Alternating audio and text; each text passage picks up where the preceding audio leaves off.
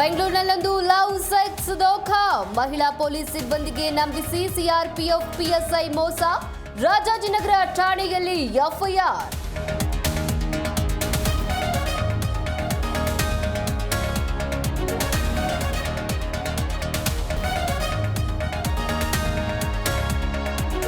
ಎಲ್ಲ ಭಾಷೆಗಳ ಕಲಾವಿದರನ್ನ ಗೌರವಿಸ್ತೀವಿ. ಕನ್ನಡವನ್ನ ಟೀಕೆ ಮಾಡಿದ್ರೆ ನಾವು ಸುಮ್ಮನಿರಲ್ಲ. ಕಮಲ್ ಹೇಳಿಕೆ ವಿರುದ್ಧ ಸ್ಯಾಂಡಲ್ವುಡ್ ಗರಂ.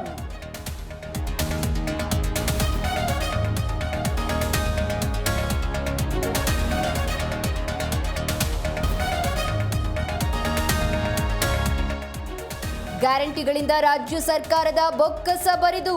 ನೌಕರರ ಪಿಎಫ್ ಹಣ ಕಟ್ಟದೆ ನಿಗಮಗಳ ಕಳ್ಳಾಟ. ಕೆಎಸ್ಆರ್ಟಿಸಿ ಬಿಎಂಟಿಸಿಯಿಂದ 3,110 ಕೋಟಿ ರೂಪಾಯಿ ಬಾಕಿ.